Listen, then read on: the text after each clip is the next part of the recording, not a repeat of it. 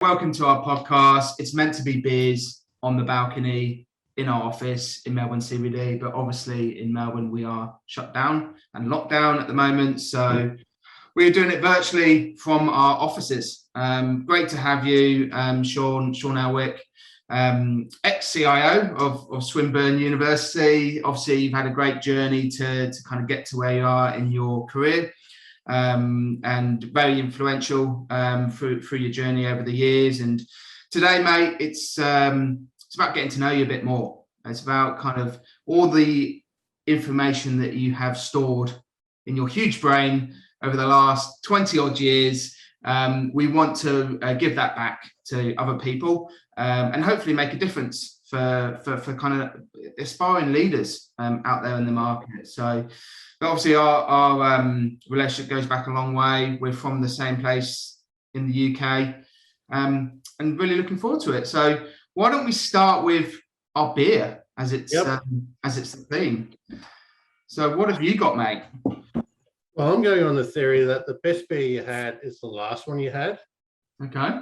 So I'm just taking the top off it. Now, I've got a 21-year-old son, a 20-year-old son, and an 18-year-old daughter. So there's always, I guess, what they would call session beers, the sesh beers in the beer fridge out in the garage. Nice.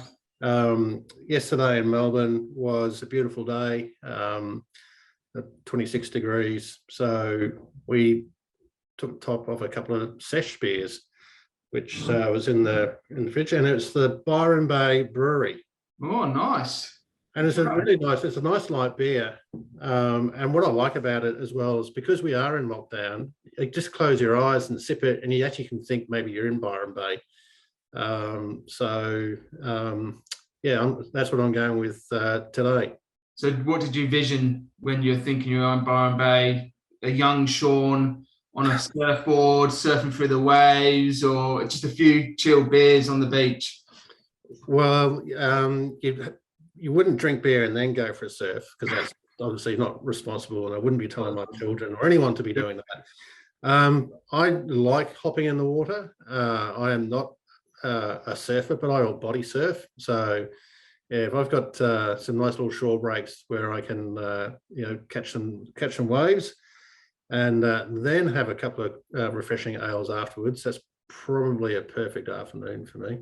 Beautiful, mate. Beautiful. It sounds good. And hopefully we can envision, or maybe look at the picture in the background. I know it's not quite Byron Bay, but it's a seaside view, mate, which we'll be very familiar with. So yeah. We should have a background of Torquay. I should be, mate. That's where we're both from, or Paynton, Torquay, in the UK. But yeah, if only we could be there at the moment, mate. We have a lot more freedom than we do right now. Exactly. Anyway, cheers. Cheers. Hang on, let me open my beer. Bear with me. So this is a Bracket Brewing beer, and actually one of my consultants sent me this. I'm going to pour it out here. We had some issues with a contractor last week that I had to do some firefighting for. The kind of day-to-day of Ben Brown at the moment. But he sent this through. I don't know where they're from. I'm really, really into my sours at the moment. Yep. I'd never thought I'd be saying this, and I tried them probably about 6 months ago. I'm a Carlton draft man through and through.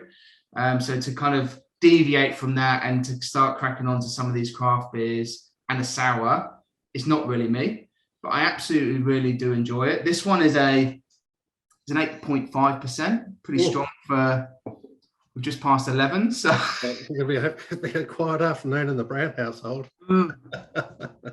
Cheers. Yeah, cheers, mate. You're in danger of becoming like an old cranky Englishman drinking those. I know. It's maybe that's where my life's going, mate. I think if I'm going to be in lockdown much more, I might become a middle-aged cranky person. I am with my kids at the moment, put it that way. They really are winding me up. So yeah, likewise. I wish I could do sesh beers with my kids, but I can't. They're 4 and 6. Yeah. So look, thank you, Sean. Today's about you, mate. We want to kind of get to know you a bit more. We want to understand about your kind of, your past, how you got to the kind of point in your career, what's going on at the moment, you know, how has your kind of journey adapted over the years, how's your expectations adapted, and kind of what you can offer back to people out there, what you've learned over the journey, and what does the future hold for you. So I suppose over to you, mate. I mean, you know, maybe give us a kind of brief background on you, how you've kind of built your career and kind of what you've done up to this day, and I'll chime in with some questions along the way. Yep, that's a opening question, Ben. So my first full-time job out of school was very left field. I was a garbo. So I literally ran behind a garbage truck. So in English parlance, a dustman, picking up rubbish and putting it into the back of a truck. So that was my first full-time job. So yeah, picking up rubbish and cleaning up after people. Some people would say I'm still kind of doing the same thing, but then just got a clerical job in an office, and I guess as a client, we implemented an early version of, you know, an HR payroll type system, and I thought to myself that looked a lot more fun than what I'm doing, and so I kind of set myself the aim without really thinking about anything about career planning. It's just like that looked more interesting than what I was doing. Sort of set the aim of being a consultant at some point, and it took me a couple of years to kind of make that happen. And then I just got a job as a consultant in a really small software company. So you had guys going out there selling software to clients. But come over the fence, land in your lap, and as a consultant, you went out there and implemented it. And it was a small business, and you just had to go and do everything, right? So that was my first foray in. I had no idea. I'd never really turned on a computer much. I had no idea about IT or anything like that. So I feel sorry for the clients when I look back on it now. It's very much the blind leading the blind, but it was a really good way of learning all the various elements of, I guess, implementing technology solutions and getting value out of it. Then got headhunted after about 6 or 7 years in that with that organisation to PeopleSoft, and that's when in the mid-90s. So kind of show my age a bit there, when PeopleSoft was really taking off, and I was about employee number 10 or 12 or something like that in Australia. So again, very much on the you know, very sharp learning curve.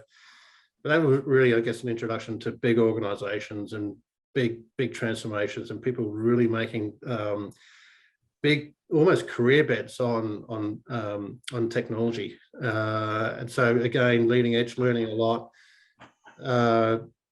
Was at PeopleSoft for a couple of years. So by that stage, I probably worked in software organisations for about 9 years, something like that. Joined a consulting firm, again, just implementing PeopleSoft, so really leveraging the experience there. Got into the Big Four, so again, kind of big organizations, lots of learning, and kind of learning as I kind of went, really, to be honest. Worked in the UK for EY for nearly 3 years, I think it was. I came back, I worked with PwC, IBM.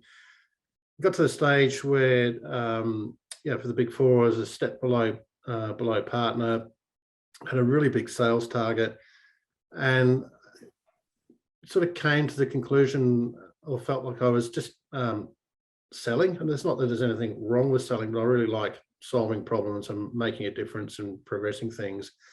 And a mate and I sort of decided, well, how often, and by this stage I was at IBM, how often do people buy the brand IBM, and how often do they buy the brand Sean Elwick or Scott, who is my business partner? And we made a bet, really, that even if people are buying, IBM 30 to 40% of the time, they're still buying us 60 to 70% of the time. Yeah. And is that enough to run a business? And so with that roll of the dice, we actually started our own business, and had great fun doing it. Again, just like a roll of the dice, a lot of learning. We merged with another company sort of halfway through that. And after about 7.5 years, I guess, of doing that, again, it got to the point where, it was 180 people, I think, in the business. And we just kind of felt like I was just punching machine to keep people busy. I sort of lost contact with clients and solving problems and making a difference. So jumped the fence and got a corporate role as CIO, and that was at Oricon. And so I was sort of CIO from 2012 through until recently, when I was CIO at Swinburne, and just recently finished up there, and now about to take, I guess, the next step in the career, which is, again, is a further progression. So I've always sort of, I wouldn't say had been, certainly I think probably in the latter part of my career, I've sort of been considered about the career steps, but early on, it was just kind of like, oh, that looks like a bit more fun, or let's give that a crack, or let's try that. And it was almost not by chance, but it was almost, I guess, just some opportunistic thinking and prepared to have a crack that, the career sort of kept progressing. Do you think those types of opportunities are still around in this day and age, or do you feel that the world's changed in the sense that, the traditional model now is you've got to go to uni, you've got to get your degree, you've got to get your master's, and then kind of get your experience? Do you feel that it has changed since then? It's a really good question. I still think there is the opportunity there for people to take those chances, and probably even more so some of the young people that I speak to, some of the things that they're looking at doing in startups. And there's plenty of startups in this day and age around disruptors, whether it's fintech or edtech, agtech. So I think there's plenty of opportunity there for people who want to have a crack. I do think there is maybe less opportunity, or there's this perception about needing a graduate degree. Yeah. I didn't go to uni.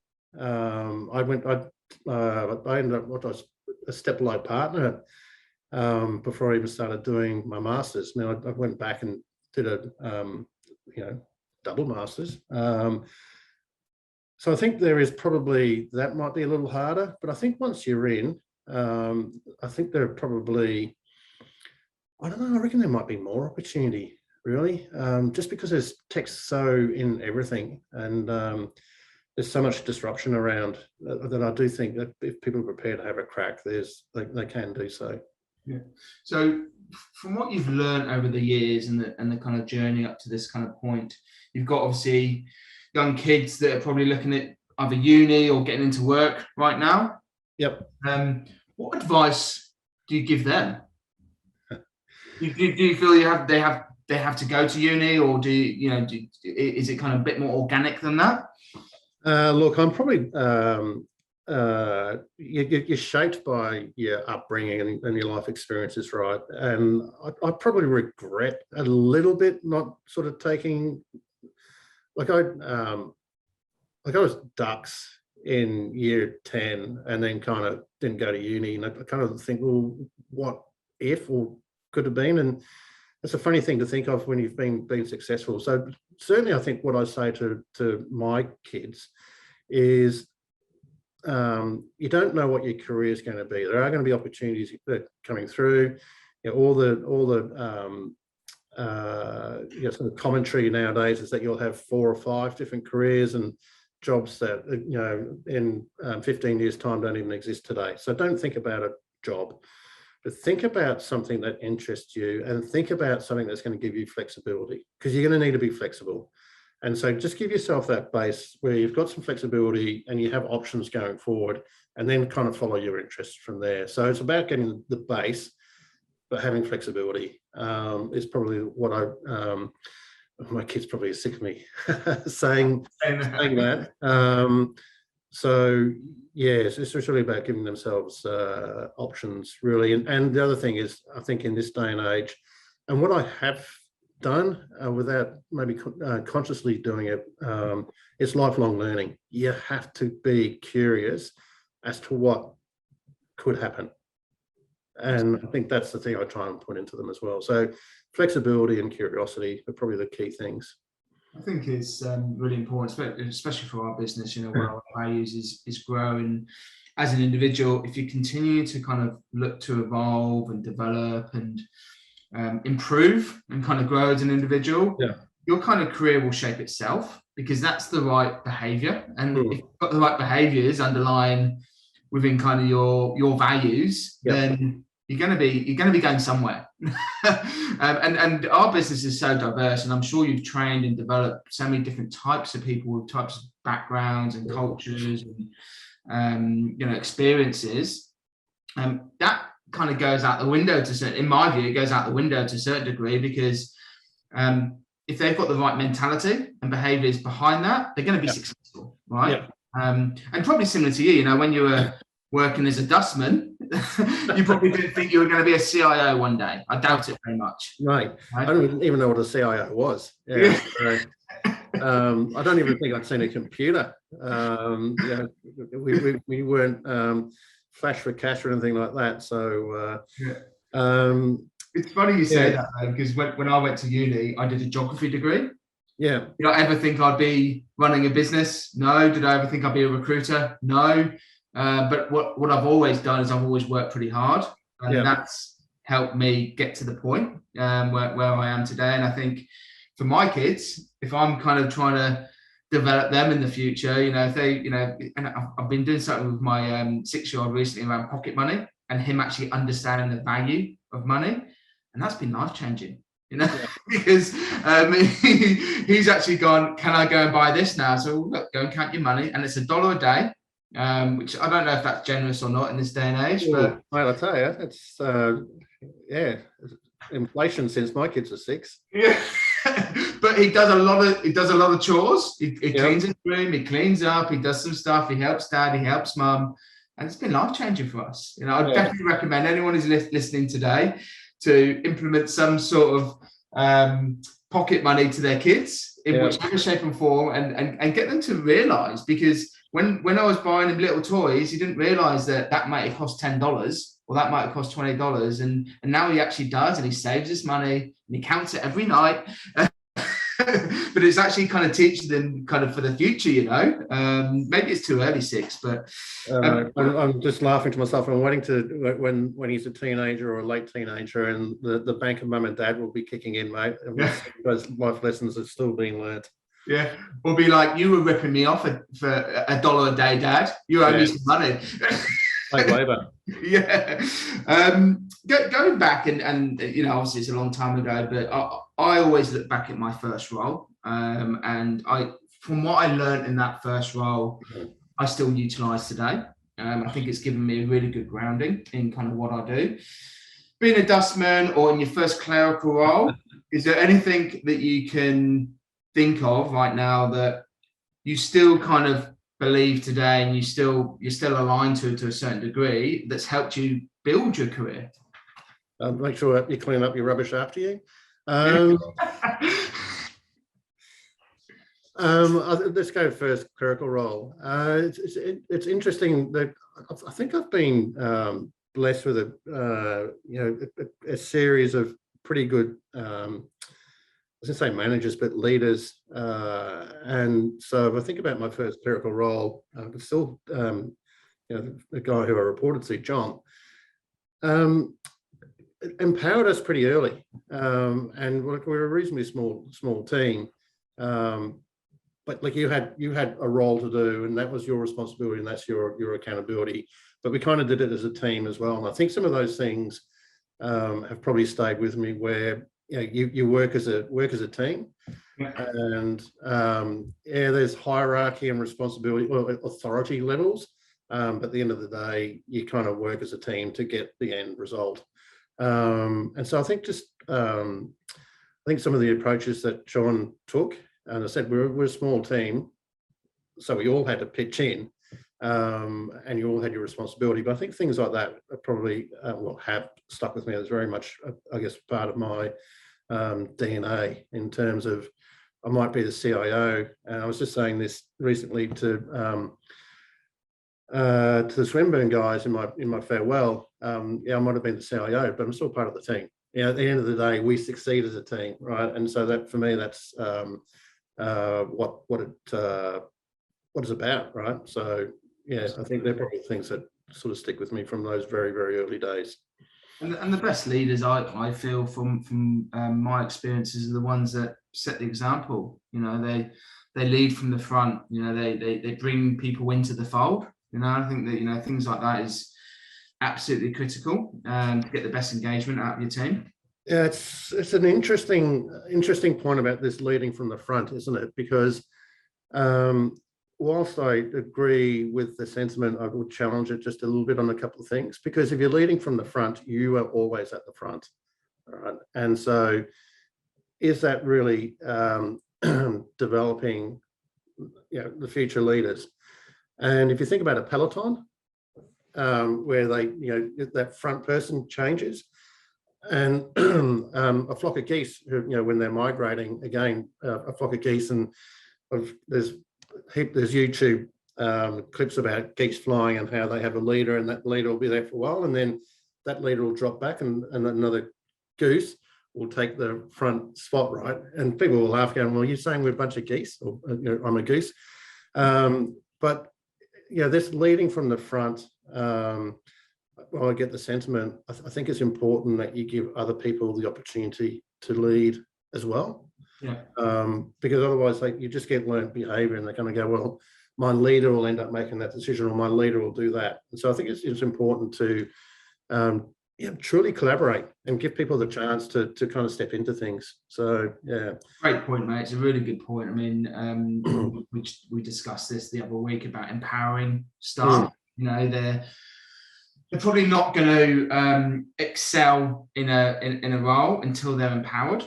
And the more you empower someone, yes, they're going to kind of make mistakes and learn, and hopefully learn from this. Well, that's the way you do learn. And that's exactly the point, right? If you don't let them make mistakes, how are you ever going to learn? And if you're always stepping in as a leader, which ends up being micromanaging, and frankly, just a pain in the ass for everybody, they're not going to learn, and it's just going to be some bad behaviour. So it just end up, coming to a point of difficulty, and they go, "Oh, well, Ben will take care of that for me, or Sean will take care of that for me." So I think it's really important to give the people the space to kind of grow, expect a couple of mistakes. And the way one guy explained it to me, which I really liked, he said, and it's probably not a great thing if you think about it, he said, "You threw me in the deep end, but I knew you were always there to pull me out." That team achieved some great things, and that individual certainly really grew. So I think it's giving them the opportunity to step in when they want to, and when the chance is there. Yeah. And thinking back, obviously, you've worked in different industries, different environments, consulting, client side. You also have probably different types of managers during the journey. Yep. Is there one person, you don't need to name names, but is there one person that you've kind of, or maybe one or two that you're kind of, I want to be like that? And what are the kind of characteristics, and that might be maybe not your in the corporate world, but what are the kind of characteristics that you believe make a good leader within an organization, that you've kind of thrived in that type of environment before?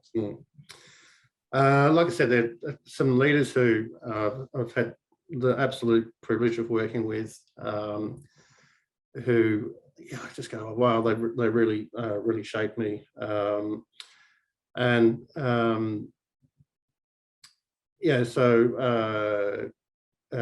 Colleen Braun when I was at Condal, so back in the 90s, Jeff Endersby when I was at EY, two that sort of come to mind, and Tony McCusker at Oricon. And all three of them were very different. Like Colleen was high energy. Jeff,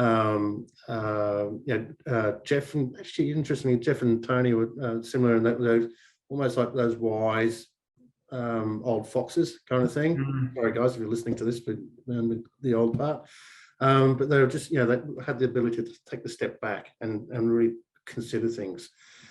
And but all three of them, what they did do is they gave you a sense of purpose, I think. Certainly all three, not that you need your tires pumping up, but they gave me belief in myself, and they gave me the opportunity to go and do things which I hadn't necessarily done before. And but you knew that they were there to kind of have a chat with. So they're approachable, they're kind of wise, but they kind of trusted you, I think is probably the word, to do the role. I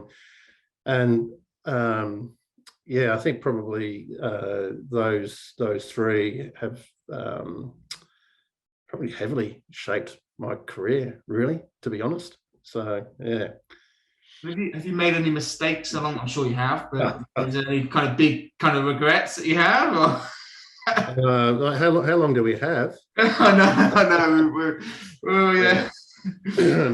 Look, I think if you, I think back on my career, and it really has been a series of, I guess, rolling the dice on some things or having a crack and stepping into a little bit of the unknown. You're going to have missteps all the way through. And actually, Tony McCusker sort of said it to me once when we're sort of reviewing a major transformation that we had been successfully delivered. I was looking back and like, oh yeah, could have done that better, and could have done that better. He said, yes, but Sean, I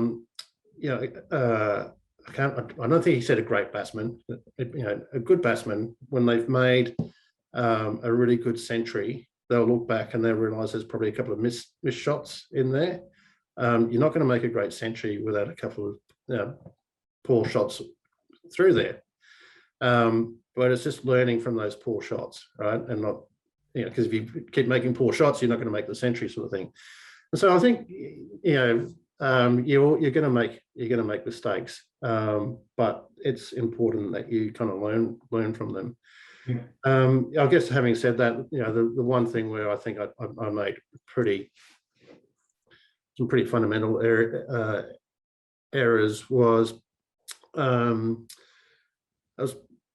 what was it, Project Aurora, I think it was, at Oricon when I was CIO there. We had done a lot of things really successfully, and I probably got ahead of myself, I think.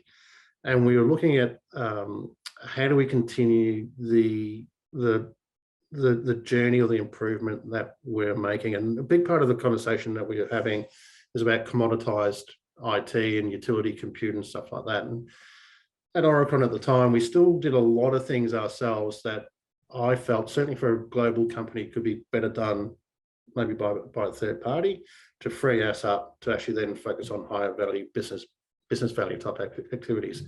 So essentially, what we're talking is, outsourcing. And I explained it to the executives. I had buy-in, but then there was a lot of change, and I still kept pushing for the path that we were going on, without actually taking time to go back and make sure everybody was with me. And the harder I pushed, the more I probably lost people, including then some of my own team. Right. And so you've got to make sure that as you're asking yourselves these questions, they might be the right questions to ask, but what are all the options that you've got? And are you asking those options, or are you becoming, I think in this case, I was very goal orientated. I am quite goal orientated, and I became overly goal orientated and just pushed too hard. And it just was a mistake. And so yeah, again, the advice that came to me is, okay, yes, it's good to be goal orientated, but you've got to make sure you take the step back and understand where everybody is on the chessboard, and where all the players are, and is everybody playing chess, or are some people playing checkers, kind of thing, So, yeah, you got to be, you might be asking the right question, but you've got to make sure you're exploring all the options, especially on big ticket items like that. Got to be careful then, though, that you don't become too consensus driven. Sometimes you do have to push. Yes. But in that instance, yeah, I pushed too hard. I pushed the execs too hard. I was raced too quickly on timeframes. So yeah, a number of probably basic errors. And the outcome there was after the day, kind of, you did kind of overcommit to what you think you could deliver, or yeah, just we end up sort of knocking on the head and sort of recrafting a whole bunch of things. But yeah, I just became overly goal orientated, and that doesn't do anyone any good, really. So it's a good point, mate, and I try and encourage my staff as well to reflect on things, because sometimes when you're busy, you kind of move on sometimes too quickly in life, and you don't get a chance to reflect as part of the process. And I find if you do get that opportunity to reflect on maybe what you could have done better, or how you could have improved, or what you could have said or done differently, that actually is gives you a large learning curve for things moving forward. So I try and do that. I mean, there's probably more times I could do it as well, because you do kind of get sucked into the operational side of things within organisations, and that can become quite overwhelming, and you forget to reflect. I think you've got to make sure you have that time to think and reflect and consider the options. As I said, understand the chessboard where everybody is.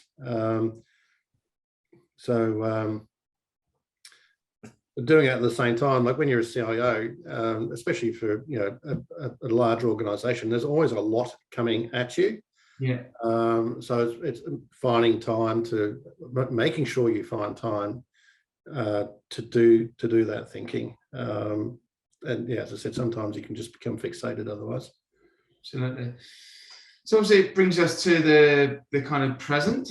I mean, what are you? Look, we are traditionally in a challenging environment right now. We're in the middle of a pandemic. Tell me a bit more about your kind of current situation. Obviously, you've just left Swinburne University, and you've got greener pastures in front of you. What are the kind of major challenges for yourself at the moment? Yeah. I think I'm at the stage of my career where I'm looking to give back, I guess. I've been successful for a whole variety of reasons, and you have to find success, but I think I've been successful. I've got a varied career over 30 years. I want to try and sort of use some of that experience and skill really to help lift the value that we get out of IT investments in this day and age. So the next role for me is with Gartner as a senior executive partner, and working with a number of CIOs to help them make what are the right decisions for their organization, what are their top 2 or 3 priorities, and how do we make sure we help them execute on that. And it's not about selling a truckload of consultants in there or anything like that. It's almost just sitting beside them and being that sounding board, and obviously bringing Gartner IP to help them to bear, which is there's a plethora of it, and then I guess balancing that IP and the Gartner analysts, etc., with my experience. So I really like that value proposition of helping a number of CIOs to deliver on their agenda, but also I think for organizations to deliver on their IT investment. And I find it equal parts fascinating and frustrating that we're still having a conversation in 2021 about the best way to deliver IT value. And I've just finished reading a white paper from 1994, which is titled something about how to get the value out of your CIO. And if you didn't know it was written in 1994, you would think it was written today. Right? Just like, really? We're still grappling with the same problems, especially when technology is so prevalent and pervasive in everyday, not only business, but society. And I find that, as I said, equally parts fascinating and frustrating. So for me, that really is about, okay, how do we help organizations get better return on their IT investment? Yeah. And that's really what is driving me at the moment, I guess, and what I'm kind of passionate about. Do you think there's too much innovation, too much choice when it comes to technology? Companies are, they're going off in too many directions with that, and then there's not a kind of clear vision or strategy in place. And I'm only talking from experience with our business. There's a lot of tools, a lot of different technology. You can get lost in the technology sometimes, even though you can see the benefits of it, it doesn't always mean that you're going to be more productive. Is there any kind of challenges that you're kind of seeing at the moment that's kind of creating these issues? Look, I don't think there's one reason. I think there are a range of reasons, and every organization will be kind of different. I think you touched on a couple of things which resonate for me. The first point is the conversation around technology.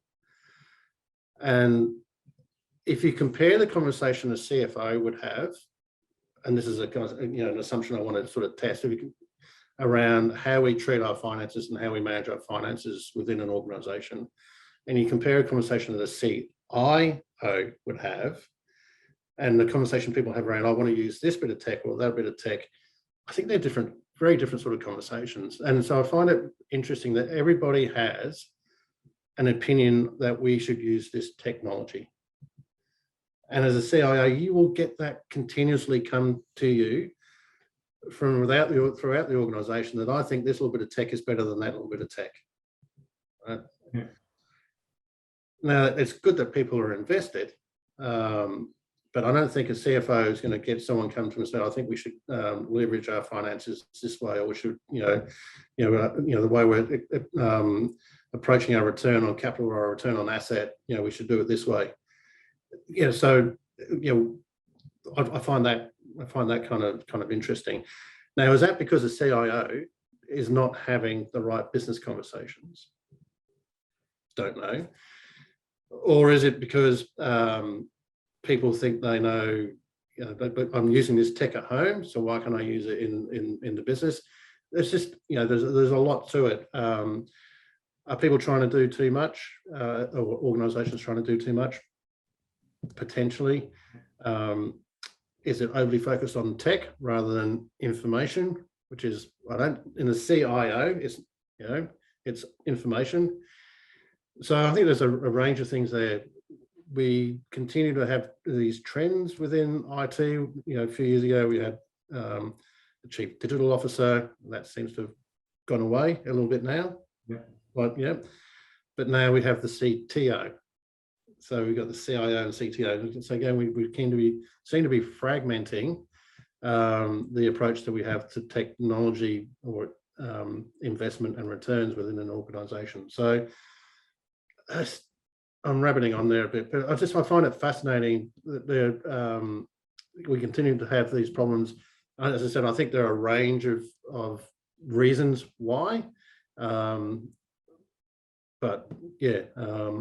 Do you think it comes back to kind of more kind of process and business engagement rather than tech? Because tech solves, in my view, some of the problem. Yeah. You don't implement it right, then it doesn't matter. And I've had plenty of conversations with organizations before where they've implemented a system and then they've turned every new feature off because the processes are not good enough to help it with that implementation. So it's kind of counterproductive. Yes, we've got this new tech, but it hasn't improved the business at all because nothing's switched on, you know. Or you put in new technology and just actually replicate the old processes. So all you've got is really expensive new technology. Yeah, I think that's again, that's probably a very tech orientated view of what an implementation's about. I do think people lose sight of process, but importantly, I think people lose sight of data as well, and the importance of data. I guess in my experience, like I always sort of spoke about 5 levers of change. So people talk about people, process, technology. So we need to look at those 3 for I guess an implementation to be successful. I would add structure and culture to those. Yeah. And we've talked about culture forever.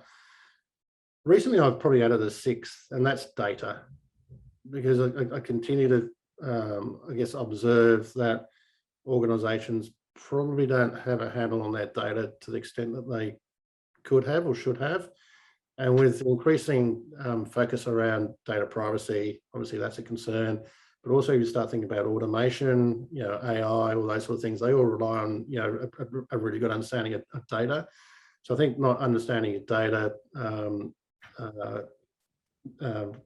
creates or limits you, constrains you in creating business value, but also creates cyber risk as well. So I think, as I said, for me, there's six things that organisations really need to think about there. So that's people, process, tech, structure, culture, data.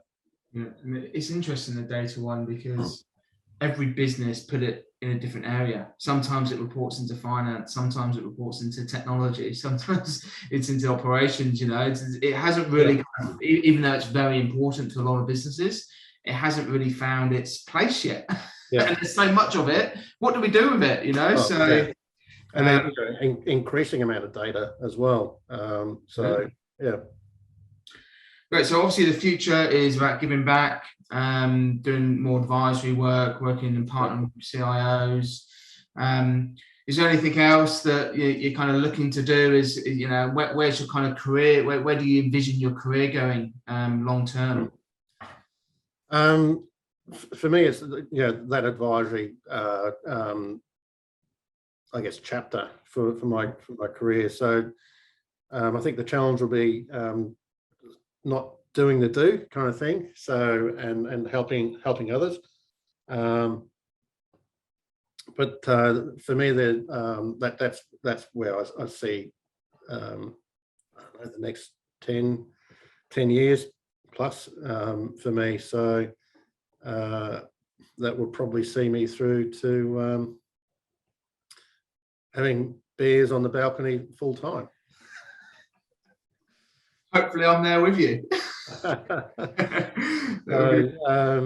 So I think especially with the amount of disruption nowadays, and the conversation we've just had, it's a fascinating conversation, and there's no right or wrong answer. It really is going to be dependent on where the organisation's at to a degree, so their maturity, the industry they're in, and so it's really exploring that and finding what the right answers are for that particular organisation, and then helping them advise them on the way forward. That excites me, and then I guess working with CIOs and other leaders and helping coach and mentor them, and hopefully they don't make some of the same dumb mistakes that I've made. And I suppose just to kind of close things off, I mean, you mentioned obviously your 1994 CIO white paper, but what else are you reading at the moment? Is there any kind of books, information that you're kind of gathering, any advice out there to our listeners? Yep. So I've been doing a lot of reading lately. I guess a couple of books I have been reading, and I'm going to give them a plug. One which many people might have read. I'm a big fan of Simon Sinek and the Golden Circle and why. Yep. His latest book, The Infinite Game. Right, great. Highly recommend it. Really gives you what is the purpose? What are we here for, and the importance of having that purpose. So it's really sort of big picture stuff. And the other one I'm reading is by Dr. Virginia Fram. So Jen is Melbourne based. She is a change management guru, and I've had the luxury of working with Jen a couple of times. And the Change Leader book really is, I guess, challenging leaders about what do you need to do to lead in this era of change. So we think about the pandemic and how that's changed so many assumptions we had about society and our working life. And it's a really thought-provoking book, and it takes you down to asking questions about yourself and how you lead and some of the things that you think about. And so I find both those books really good, because one's really big picture, right, okay, the purpose and things like that, and one's kind of challenging on a personal level. So they're the two that I'm reading at the moment, both really about leadership. And I think it's really important for CIOs to understand that, they are leaders in today's business world, and there's a real opportunity for us to step into that and embrace it. So fantastic. And don't tell my business partner Greg that you reading Simon Sinek. He's got a soft spot for Simon, so right. Okay. Maybe you can deconstruct that book at some point. The secret might be out now, so and obviously we're in lockdown, mate. We've known each other for a few years now, and feel like we've kind of got a good relationship. When the pubs do open, and I'm waiting for that day, probably as much as you are. We've got a lot of things in common, but beer is one of them. What's your first drink that you're going to be buying? And I don't think they'd be selling these Bar and Bay lagers, mate, to be honest. So when you step into the pub the next time, what is it that you're going to be buying for yourself? Or what am I going to be buying for you? You could buy me an Elwick. An Elwick? Yeah. So you need to speak to Duncan Seeger about the Elwick. Okay. But is it gin cocktail? One night, it does have gin in it. One night it was meant as a joke. They gave me a gin and tonic with rosé in it. Nice. So that was going to be funny, right? So here we go, Sean, ha ha ha, because I had drunk rosé the week before or something like that. And so gin and tonic with rosé in it. And you can either at that point in time go, I'm drinking that, or you can go, thank you very much. So I said, thank you very much. And I drank it. And by the end of the night, everybody in the bar, at the party we were in, there was about 20 of us, they were all drinking gin and tonics with rosé in it. And we renamed it the Elwick.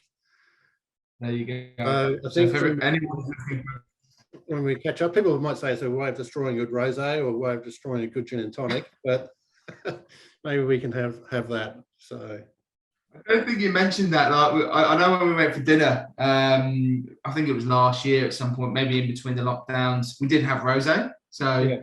I don't mind a rosé. I like it. But maybe next time we'll take the step up and we'll have an Elwick and we'll put gin into it and tonic. It sounds like a good combo to me, mate. So very refreshing. Thank you. Obviously, someone I really respect, Sean. So thank you for your time today, and hopefully the listeners get something out of this, and how they can improve their career and kind of take the step up, just like what you've done throughout your last, I'm going to say 20 plus years, but I'm sure it's a few more than that. Being kind, but thanks, mate. Yeah. Nice one. Is there anything else you want to kind of say to kind of wrap things up? No, thank you very much. And I guess, yes, in terms of career advice, the thing I would say to people is just back yourself. Kind of just have a crack and back yourself, right? What's the worst that can happen? So, yeah. Really good advice there. Yeah.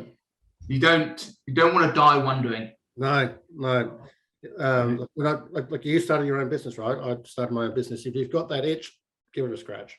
Absolutely. Yeah. So yeah, give it a crack. Thank you, Sean. Have a lovely day.